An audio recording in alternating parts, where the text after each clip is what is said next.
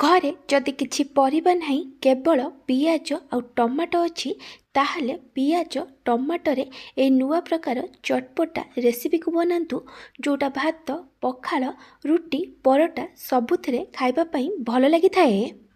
आपण एही रेसिपी को बहुत सहजरे मात्र 10 मिनिट भितरे प्रस्तुत करि परिबे।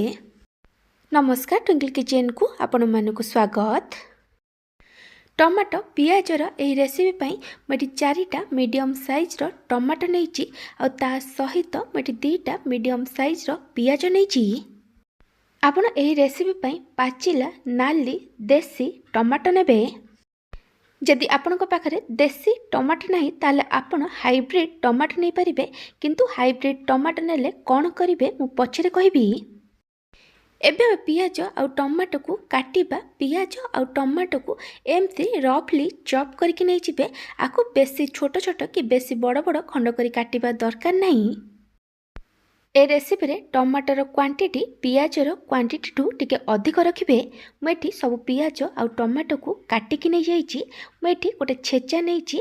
मेथिरे 2टा कंचा लंका को भांगिकी पकाइछि।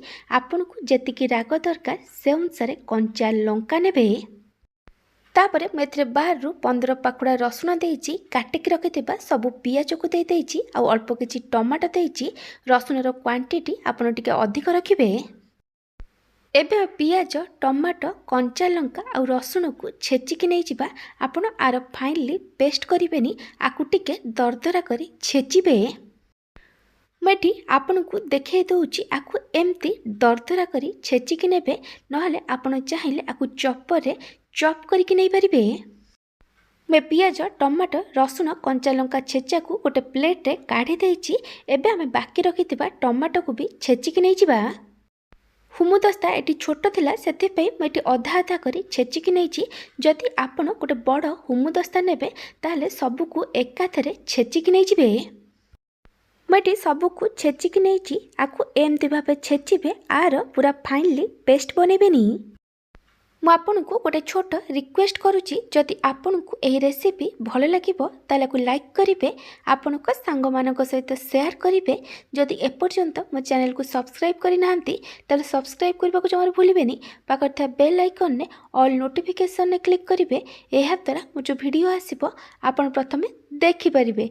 जदि फेसबुक रे देखुचंती ताले फॉलो करबा को जमार भूलिबेनी।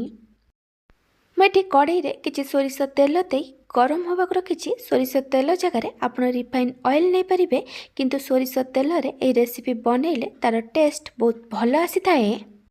तेल भल से गरम हो गला परे मैं गोटे सुखिला लंका को भांगिकी पकई आ अधा छोट चामच जीरा देइछि। सुखिला लंका जीरा भल से भाजी हो गला परे मुझे 1/3 टेबुल स्पून हलदी गुंड देइछि आ कलर पई काश्मीरी लंका गुंड पकई। ये ऑप्शनल अछि। सबको भल से मिक्स करी 20 रु 30 सेकेंड पर्यंत फ्राए कला परे मुझे छेचिकी रखिथिबा पियाज रसुण कंचा लंका आ टमाटो को दे देइछि। हलदी गुंड लंका गुंड को 20 रु 30 सेकेंड पर्यंत फ्राए करिवे। ताको अधिक समय फ्राए करिवेनी, नहले से पोड़ी जिवो। एबे हम एथिरे स्वाद अनुसार लूण पकेइबा आ सबु को भल भाबे मिक्स करी आमे को लो टू मीडियम फ्लेम रे 6 रु 7 मिनिट पर्यंत कुक करिबा। जेमती टमाटो पियाज रसुणर कंचा बास्ना पळेइबो। टमाटो पियाज रु ए जो पानी बाहरिछि से भल से ड्राई हो जिवो आ तेल छाड़िबा आरंभ करिवो। 6 रु 7 मिनिट पर देखिपे एथि तेल छाड़िबा आरंभ कलानी। पियाज टमाटो रसुणर कंचा बास्ना पड़ाई आ पानी भी एटी बढ़िया से ड्राई हो जाइछि।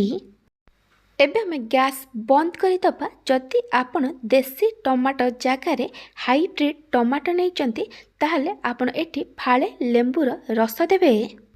आपण चाहिले एटी किछि काटिकी धनिया पत्र पकई पारिबे। पियाज टमाटो चटणी एटी रेडी हो जाइछि। आपण ए रेसिपी को कौ जगार देखुचंती कमेंट सेक्शन में जनइबे। जदि आपण को ए रेसिपी भल लागिथिबो ताले को लाइक करिवे। जदि चैनल को एपर्यंत सब्सक्राइब करि नाहंती ताले सब्सक्राइब करबा को जमार भूलिबेनी। फेसबुक रे देखुतिले फॉलो करबा को जमार भूलिबेनी। Thank you for watching.